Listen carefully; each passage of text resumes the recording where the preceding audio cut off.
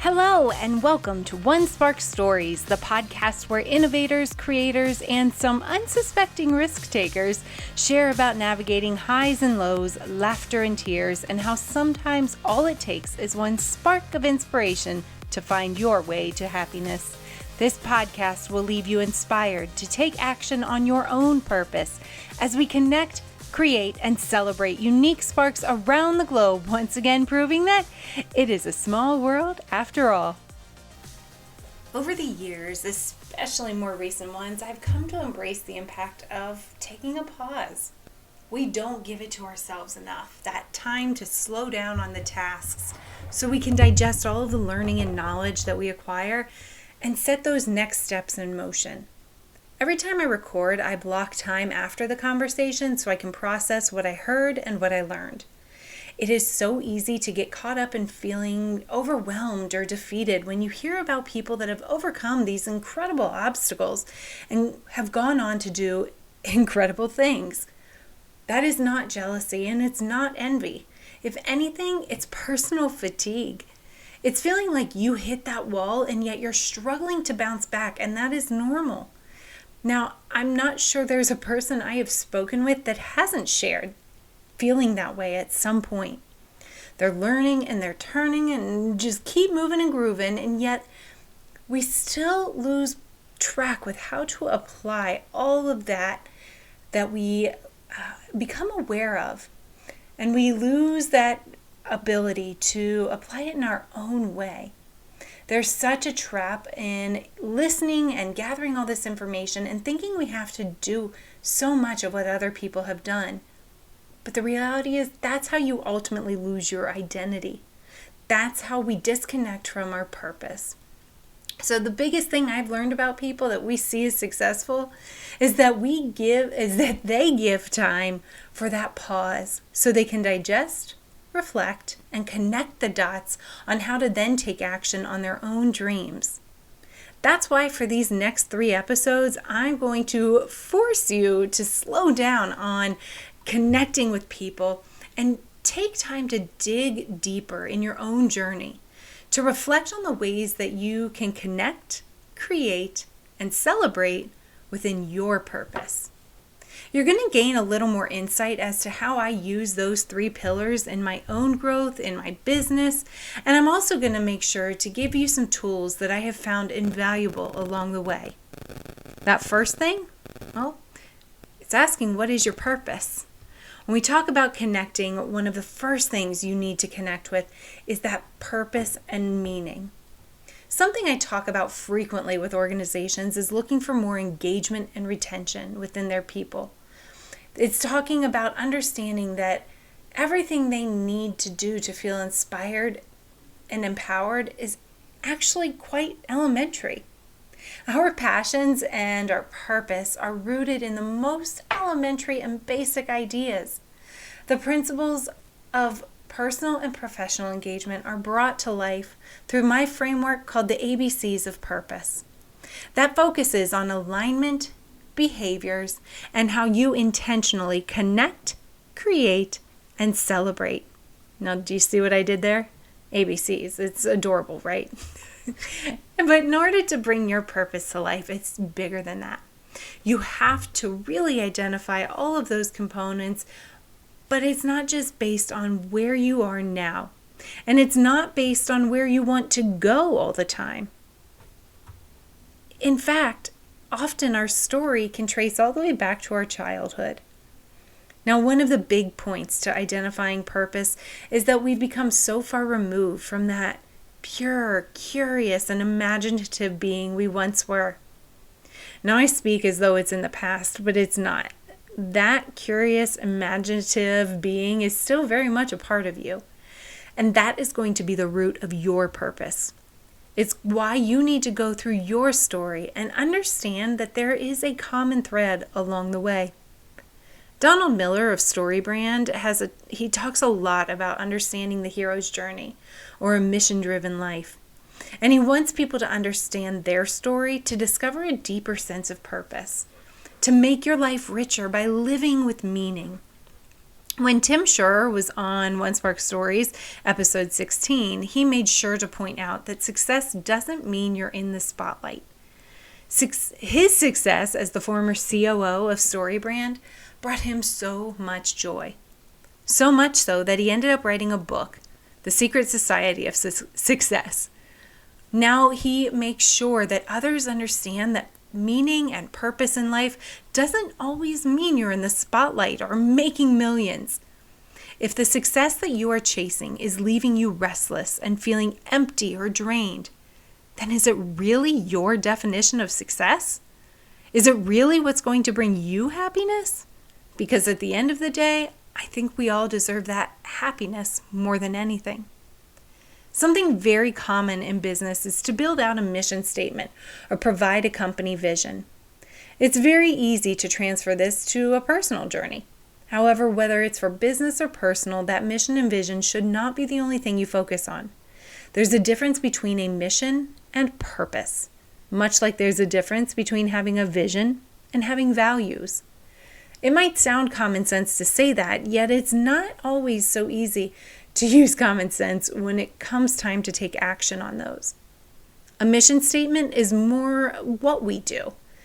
It's going to describe an organization or the business, and it's used to project that future goal, to give more focus and alignment with the direction they're going. A purpose or organizational purpose, a shared purpose, it's going to share more of why something exists. Now, you might think that companies exist to make money, right? I mean, that's certainly what it seems like, but that's not actually why they exist. It's certainly an important result, but the reason for showing up, the reason for that organization, whether or personal goal, it's essentially like having a North Star. It could be a timeless pursuit. Now, you might achieve a goal or a mission might change, but a purpose is not specific goals or strategies. It's something that you're going to consistently pursue. While your purpose really itself doesn't change as its core, it absolutely will inspire change. Since the purpose is deemed as a permanent North Star or a permanent pursuit, it allows your business the opportunity to never stop simulating that change and that progress. Our purpose is a reason for being. It's why we do what we do, and it's sharing a dream. Purposes are very aspirational, and they allow the opportunity to build community. Now, if I think about missions, those are those more specific things, like I wire lights or we are renting strollers, whereas purpose is bigger. It's to illuminate a safe space, or it's to create a happy environment. When I started my career with the Disney company, this was something they were incredibly savvy with. They know that in order to have global workforce aligned around their mission, it had to bring more meaning to them. It had to be something purpose-driven. So when we talk about purpose, I want you to understand that's looking much deeper and really understanding why we show up each day. Simon Sinek is known to talk a lot about understanding your why, and that's awesome. And it is a solid starting point with living a purpose-driven life or having a defined organizational purpose. The next step is then understanding what the heck you do to bring that why to life each and every day. Now think about why you get up each day. Think of it as my why is to blank so that blank. When you are defining your purpose, you're considering a contribution and the impact it will have. This is where that life meaning comes from. Your why is your purpose. It's who you are. It is your cause. It's what you stand for. It's your beliefs. Aligning with a why or aligning with your purpose is going to give so much meaning and really energy to each day. Now, I know it sounds all good to say, just identify your why. But personally, I know for myself, I love examples. Rarely do I actually do what I see, and that's kind of that visionary. It just gives me that visionary spark. It's not that I want to defy what everybody else is doing. I just like to do things differently. However, it's nice to get a benchmark understanding. So here are a few examples for those that would like a little benchmark to give you some examples of what a purpose statement could be, whether it's for a person or an organization. Disney, as I mentioned, is very purpose-driven, and they are the root of my passion and purpose. Now, in 1955, Disney's purpose was simply, "We'll create happiness." In 1971, they actually changed it to, "We create happiness by providing the finest in family entertainment." Over time, they recognized their diverse impact and the opportunity to connect with the world, and so they added people of all ages everywhere, which has eventually led to Disney's shared purpose statement. We create happiness by delivering the finest in family entertainment for people of all ages everywhere.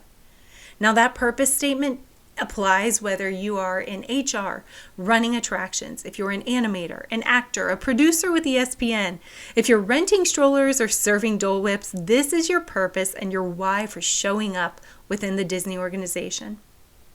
Some other examples: Southwest Airlines' purpose says, "We connect people to what's important in their lives through friendly air travel." Spotify says, "To inspire human creativity by enabling 1 million artists to live their art and 1 billion people to enjoy it and be inspired by it."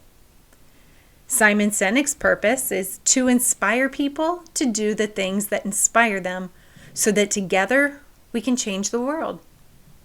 So what's my purpose? To help people unlearn the things holding them back so they can find happiness through their childlike wonder and imagination.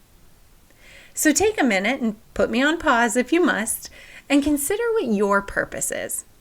Now, if it changes, it's okay. Much like I mentioned Disney doing, over time, modifications will likely be made. When we know more, we do better. And that absolutely will apply to the clarity that comes as you learn and grow in life and at work. Once you align with a bigger purpose, you then need to consider what behaviors you exhibit. The actions you are taking each and every day that are making sure that you are living a life in alignment with that purpose. Now, are you starting to see the little thread that's sewing it all together? The dots are connecting and your purpose is growing. So how are you connecting with people and places and experiences that are going to expand your knowledge and expand your opportunities? How are you creating your own? Where, maybe I'm not always patient or like to wait for things to come to me. So instead, I surround myself by people that are willing to be, expose me to new understandings and expose me to opportunities where I can refine that purpose. Now, as a visionary person, it's also nice to have that community around me that is, we'll call it the string to my kite. The ones that can bring me back down to reality and help me identify a little bit more of those systems that we may need that will help continue to bring those consistent behaviors and bring the purpose to life. You'll want to create something within your purpose that is worthwhile. Do not just create something because you think you have to, or because it is the trend, or because somebody somewhere said you would be good at this. Stop that. Instead, you need to create with purpose. Don't burn yourself out or bore yourself. It's such a wicked trick in entrepreneurship to make sure that you stay aligned.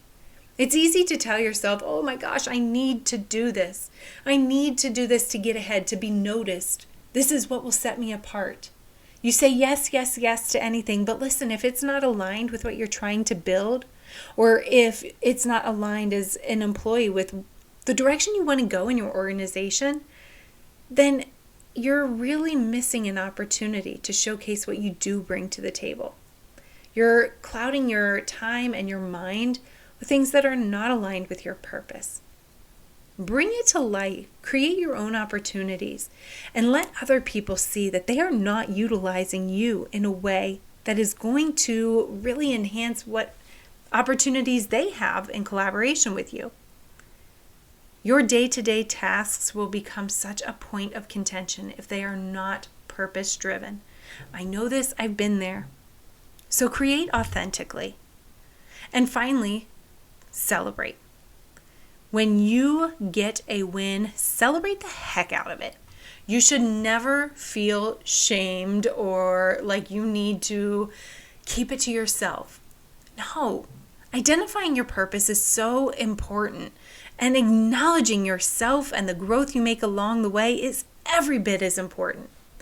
When you identify your purpose, you have now given yourself a reason to do things, and I bet you'll be surprised how many people are ready to celebrate with you. Several months ago, I was at an event and there were two individuals that work with a pharmaceutical company. Now, we had been talking a lot about purpose and a lot about the pain points in their organization. They were in charge of the engagement of teams around the world and were noticing a lot of turnover in one of their facilities in India. What was once a busy, high-performing location had suddenly become noticed for the lack of passion and retention. As we talked about it, it became very clear to me that even though this company had seen worldwide success for the products they provide, their employee experience was telling a different story. It eventually became clear that there was not a shared organizational purpose. People were not understanding why they were showing up each day to work in a facility that was creating this seemingly tiny tip for a medicine dispenser, packing them up and shipping them out.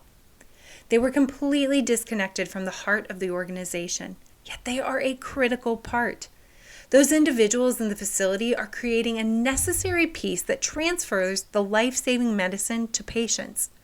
The workers in this location needed to understand the bigger impact of their work, and that why they show up each day is to ensure people have access to medication that will improve the quality of and sometimes give them life.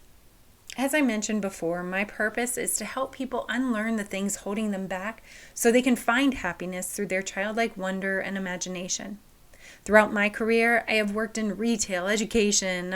I've been a travel advisor, consultant, business owner, author, podcast host, ... Clearly just follow the passions. I can truly look back and say, though, that in everything I've done and in every job, I've worked in purpose. It's even on those most challenging days, I made a point to help others unpack what was holding them back so that together we could move forward. So that together we could both find happiness. Whether it was a third grader that really had a different way of learning and showcasing their knowledge, and so helping them understand new ways through differentiated instruction to change the way that I approach the work with them. As a travel advisor, I quit doing detailed itineraries because I would notice clients go on trips, and if a ride shut down or the weather was crummy, they would feel stuck and worried that their trip would be ruined, when in reality, the magic of a vacation comes from the unexpected moments. So I started to look at it more as a guide to give them parameters while still allowing them to explore in those moments of curiosity and to embrace the sparks of inspiration along the way. Now listen, it has not always been an easy and happy road. I was diagnosed with anxiety as a sophomore in high school, have taken medication for depression, have ADHD, and often take on the pain of others as though it's my own. Yet along this journey of life, I have figured out that my superpower is actually what I have sucked at for years. My pain has become my purpose. My ability to ask questions that no one else seems to be asking and embracing my curiosity has allowed me to become a guide through those darker days and back into the light so I can live with happiness and help others do the same. Connecting with a purpose does not mean that you are an expert in something. In fact, the ones that we often look to as experts are never done learning and growing. Those experts are often the leaders that are listening more than they're talking. They're asking questions. They're not just hearing what is being said. They're noticing what isn't being said. As you connect with your purpose, that level of self-awareness is going to serve you well. Remember, your purpose is essentially your North Star. And how will you get there? By surrounding yourself by people that seem to be doing the things that you dream of doing, or that have seemingly walked a similar journey and recognize the unique obstacles that we all face. By hearing their knowledge and understanding that everyone has moments they feel like they have failed, that will get you to really the next step along your journey. It'll bounce you back onto the path and get your purpose back in your line of sight.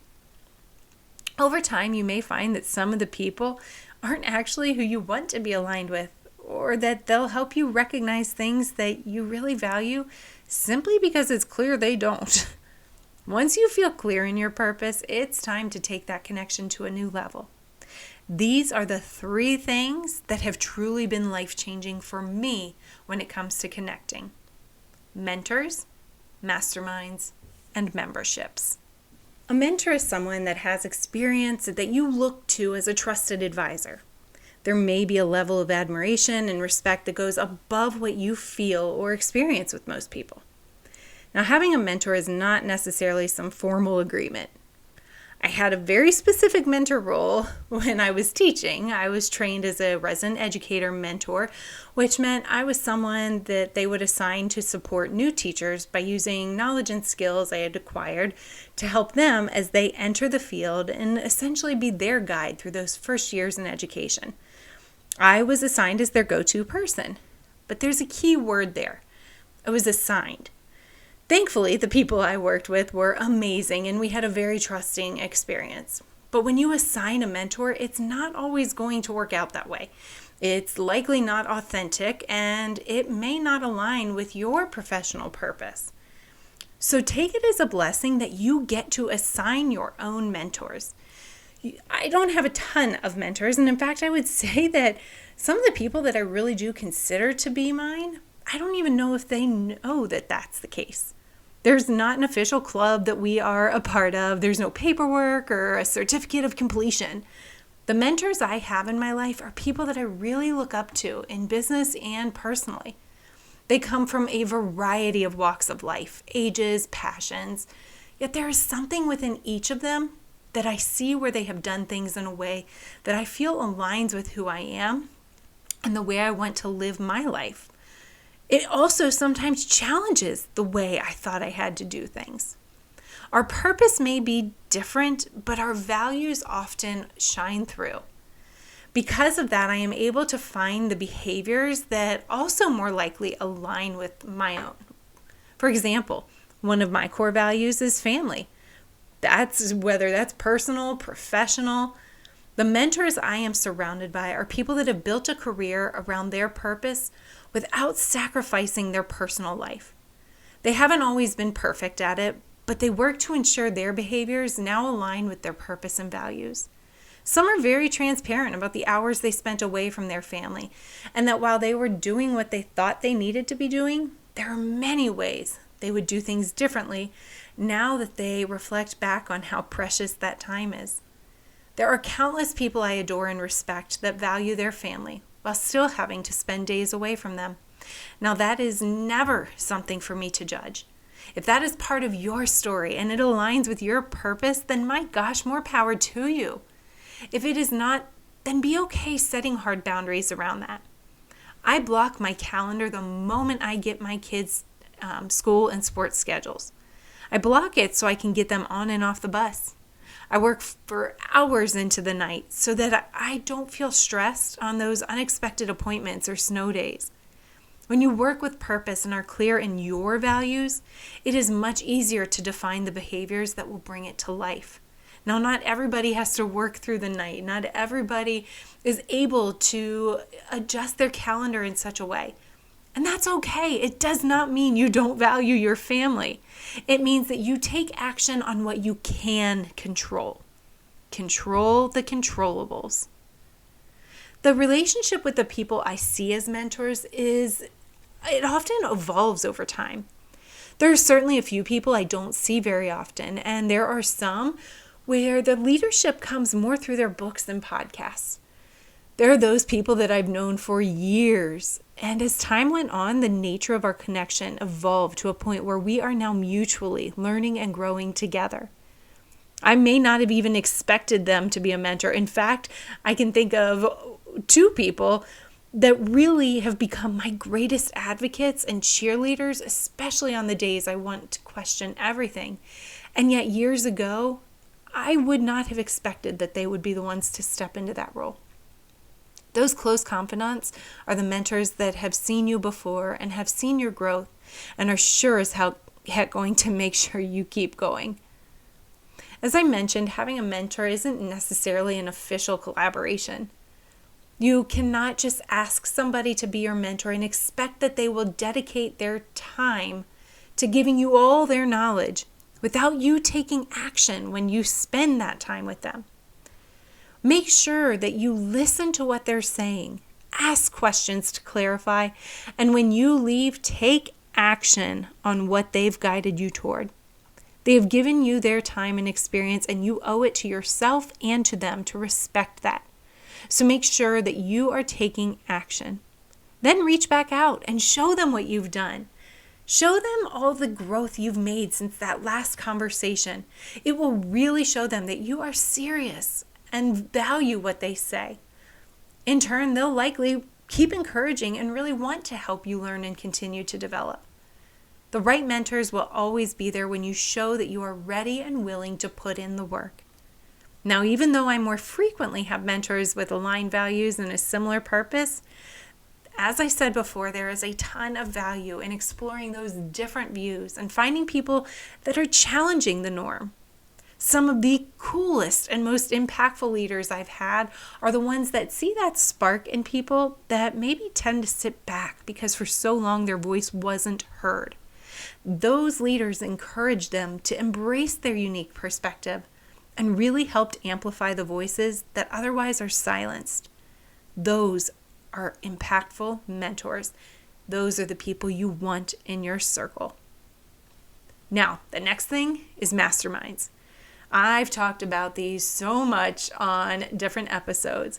Masterminds have truly been life-changing, and they will be for you too if you go into it understanding that really no one is coming with answers. Everybody is coming with a question. And it's the coolest thing because everyone comes in with maybe their own specific pain point or area of growth, sometimes personally, sometimes professionally. The beauty of a mastermind is the shared knowledge and the mutual understanding that we are all going to grow and bring different perspectives. Masterminds are a beautiful little conglomerate of variety of backgrounds, not that you are in a siloed room. Now, I've been to a number of masterminds, and it often, as I started to build out my own, every time I host, I walk away with every bit as much, if not more, than when I attended one. You can go to a conference, that's awesome, and you can attend some wonderful sessions and trade shows. Yet there is nothing like the intimacy that comes in a mastermind where it's not scripted. It's focused on really enhancing your own purpose, whatever that is, and that question that you bring to the table. Now, I'm going to talk a bit about imposter syndrome later in this series, but for right now, I just want to share a moment that occurred at a mastermind that helped me silence that feeling and embrace all the freaking work I had been putting in. After a day of incredible conversation and hearing others share what they were bringing to the magic seat, as it was called, we had an evening social hour. Now, during that time, I was talking with several individuals and we were asking questions back and forth. At one point, I mentioned just feeling like I have no clue what I'm doing and sometimes wonder how I get myself into situations where I'm in a room with people of their caliber. I laughed it off, but the individuals I was talking to looked at me stunned. They said that when I first walked in the room, I owned it. That I walked in with so much confidence that they were convinced I was there working alongside the host, not as an attendee. Yet again, I laughed hysterically and said that I was just keeping my shoulders back and head high so nobody could see my shaking hands and inner anxiety wreaking havoc. I was beyond thrilled to be there and really truly did know that I had a right to be there. But yet I was still navigating so much of my own business that I put up this shield so they wouldn't see that mess, or so I thought.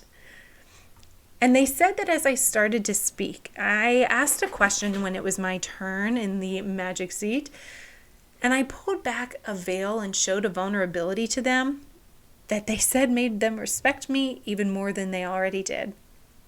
Our conversation continued, but in that moment, I was truly blown away. My first thought was, holy cow, I really did have them all fooled. But then I realized the power that we all hold. When you see that vision of yourself and you know where you want to go, you really can live it into existence. I deserve to be in that room with other business leaders, with executives, with people that are in positions that have a few more zeros at the end of their pay. I deserve that space as much as everybody, and you do too. I went to that mastermind hoping to get more clarity on my business, and instead walked out feeling more empowered personally. They said to me at that same mastermind, someone I see as a mentor, quite honestly, Lee Cockrell, he finally looked at me after a while and said, stop justifying and just be. So just remember, you need to take that advice as well. Stop justifying why you can or can't. Stop justifying why you have to do it this way. Stop justifying and just be. Now, finally, memberships. I am not talking those high dollar memberships to a fitness club or some executive, whatever. No, don't get me wrong. I've held a variety of those over the years. But find memberships that are truly focused on engaging with you, not at you. I joined a number of communities, and the most impact always comes when the community members are involved. They're able to dial in their expertise and recognize that there is no one expert. Now, I understand that some people like that more passive approach to a membership, and that is fine. Find that group. Most of the ones that I've been a part of allow that active involvement to be an option.